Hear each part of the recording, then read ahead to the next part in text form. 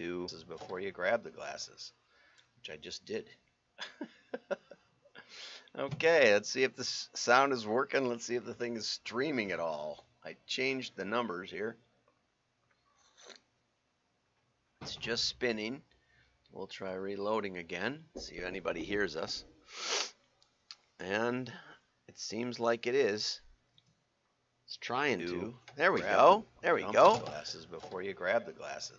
5, 4, 3, 2, 1.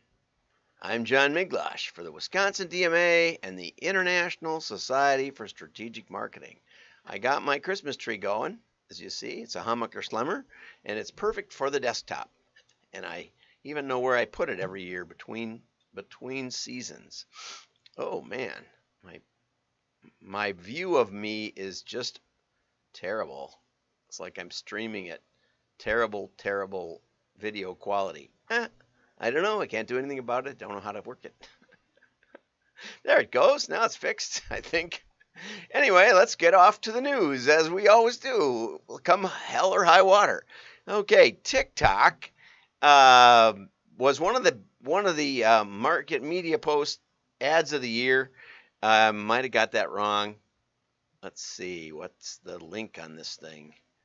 Let's see if we can find it. Best marketing. Marketing Week, I'm sorry. Marketing Week gave TikTok one of the campaigns of the year, so I thought I'd start with that. And here's a little peek at what it looks like. Okay, so let's go over to the where fans play. We turn off this, and we go like this. And here it goes. Oops. Replay. There it goes. So the fans did TikToks where they put themselves into the field of play. The cat grabs it. That was cool. I don't know how they do it, but the fans do it. Look, and there he falls. In it goes. So there were other TikTok was a major sponsor of Euro 2020. And the takeaway I want to give you from that is, if you're an online company, you want to do offline advertising. You want to do advertising that people are going to watch on a whole different channel. There were 5.2 billion fans watching Euro 2020. I happened to watch the finals between England and Italy. I'm a big fan of Harry Kane. Sadly, England didn't do as well as I'd hoped. But anyway, that's the way it goes. So, so they gave him an ad of the year, partly because of the fan engagement, partly because it ramped him up for the Olympics following that. And but I want you to see TikTok, totally online, millions and millions and millions of people on TikTok. But where does TikTok advertise? Well, in part, they advertise on offline media. Okay. Now, this was a funny little thing that came up on YouTube, on LinkedIn. George Platt, I think he shot this himself with his daughter or wife or somebody, and it's a little vignette about direct mail and about George Platt a little bit. So here, let's watch this. This is funny. Trash, trash, nope, junk. It's a woman going through her mail. This might be important. Might be important. No. Ooh. If you want to put the ooh into your direct mail, give me a call. Okay, so that was pretty clever. George says, if you want to put the ooh into your direct mail, give me a call. Could have used a microphone or something. George, happy to help you on your production, but mine isn't that great either. Of course, I'm doing mine live, which is a whole different kettle of fish. Anyway, the point I want to make here, and it's crucial, is she's going through her mail, bonk, bonk, trash, trash, trash, trash, trash. Hi from the UK. Did you watch that England versus Italy? Trash, trash, trash, trash. And she's still engaging. She's still engaging more than I engaged with any digital ad today yet, right? She's looking at it. The second point, always a second point. Not always. I didn't make a second point on TikTok. The second point is that one of the junk mail pieces stood out. Now, George might have created it. That might be why. But it also might be that my furnace, my blower fan that sucks the exhaust out of my furnace last night kept running even when the furnace turned off. It should not do that. I tapped it with my finger, the relay, and it got going again. Magical. I don't know anything about furnaces, but I know sometimes if you hit something, it'll start working, especially if it's electronics. It doesn't work very often, but it did. So now I think, geez, I better call that furnace guy. And there's a sticker on my furnace from Scotty Draycamp, who was in my high school class. I'd remember him anyway, but at least now I have his phone number. And so, right? So now all of a sudden that sticker, which is totally irrelevant to me, becomes relevant. I'm tired of marketers giving the impression that everything that with enough creative energy and juice, everything you send will be relevant, or with enough timing and selection of audience, it'll be relevant. No, it wasn't relevant to me till that relay stopped working and the furnace is jiggling a little bit, which means that the big blower is off balance. When those things happen, furnace becomes relevant. When they're not happening, furnace is not at the top of my mind. I don't care about any furnace mailings no matter what. And that's the main point. You have to engage. There's more engagement than with any other media, right? You have to say, you have to decide, you have to look at it, you have to see it. But if your furnace is running fine, the furnace one will go in the trash no matter what, almost no matter what. No matter how good George makes it, it's going to go in the trash, but it still goes in the head. And that is the key magic of direct mail. Direct mail does not throw itself away.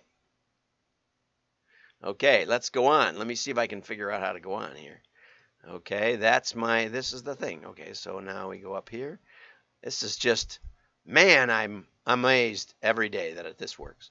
Okay, in its big weekend, shopping beats expectations.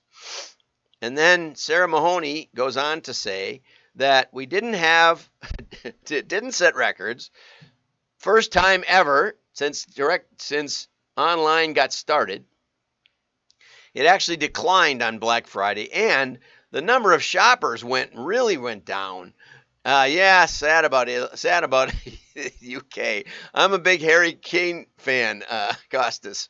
Anyway, so the number of shoppers went from like 150 million or something down to 110 million or something. I mean, a really big decline in the number of online shoppers. Now, I actually bought something from the online world. I actually bought something from Walmart, but I had looked around for about 2 weeks looking for some hot special on a 50-inch TV, and I found a reasonable price. It wasn't a hot special, but you know what? Then they so then I had it pick up. Yeah, I know, sad day. They had it pick up. They had me download the app to go pick it up. Then they tell me all the procedures I have to do to pick it up at Walmart, but they don't tell me where in the parking lot to pick it up. There's a really convenient parking lot that I went right by, and there's nothing in there, and there were no cars. It's off to the side by the garden center. I think that would have been a great place to go, but instead it was completely the other side of the store. Okay, but luckily I saw a lady pulling out a big box and a little box, which is the sound bar. I need a sound bar because you got to get that bass, when you're watching The Lord of the Rings. Anyway, so it's like you're forced to do it online. They bring it out to the car for you. They don't do that in the store. How cool is that? But it's like they got a gun to your head. There's a gun to your head. They got a gun to your head, and they say, the only way we're going to take this order is online. Ooh, look how online shopping went up. Look how online shopping went up. When actually, if you look at this article, online shopping declined a little bit, and spending also slipped a little bit. Okay, then I wish it would have told me the total dollars, okay? But anyway, is this dollars?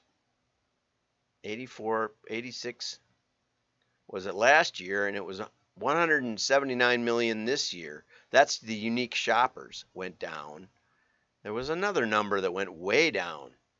More people shopped in the stores than last year. Duh, they wouldn't hardly let you in the stores. But the number of online shoppers fell to 127.8 million for the weekend. Maybe that's buyers versus 145 last year, okay? It's the first decline ever reported, so don't bet the whole house on digital, as I said. Now, here's another one. Here's another interesting story. Will bots ruin Christmas? Did you know that bots can suck up can shop online better than you can shop online? So when an item that they're looking for posts and somebody has it in stock and a shipment comes in, they can suck it right up and resell it on eBay for multiples more money. So over here it says cute monkey toys, which I don't know what they are, 2017, retailed for $15, but resold for up to $1,000 on sites like eBay. Now, lawmakers are trying to make that illegal. You know what I say? And in fact, they fined some three guys $3.7 million. So, you know, you might get in trouble for it. 3 alleged violators. They settled. But that was for ticket scalping, and that was a really regular thing.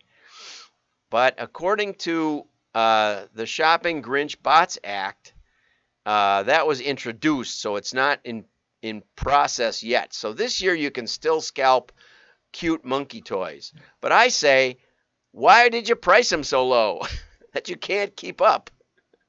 You should have priced them higher or told the retailers to raise their price so that we could distribute them, the scarce resource, properly. And this is the problem with government intervention versus free market. I don't know. But anyway, the bots. So if you think you're advertising to people, you're probably advertising to bots. Don't sink your ship on digital. That's my rule for the day. Have a great day. Like and share. Your friends will know you're smart. We had a great time yesterday on the webinar, and I think we did. We had, 2-digit viewers, which, it doesn't sound like much, but at least some people joined and seemed to get something out of it. We're going to reprise that in January. We're going to go a little faster through the numbers because I have to say, watching a spreadsheet change before your eyes is not exactly the most entertaining. So I'm going to build some scenarios. We're going to redo it in January. Oh, and don't forget down below, December 16th, 2 p.m., we're going to have our second annual Jingle Mingle where we just get on and meet everybody. And, Mary at Amadon Graphics says that these meetups are gold, that we get, we always get somebody notorious on like Andrew Ettinger or Dave Rosendahl or Mike Gunderson or somebody really, really great shows up, and we get to know each other, and real business ends up following along. Mary's had a couple of 100,000-piece jobs come through because of the connections that are made on the meetups. So you really, really want to do that. Namoa is not having their show again this year, so we'll keep going.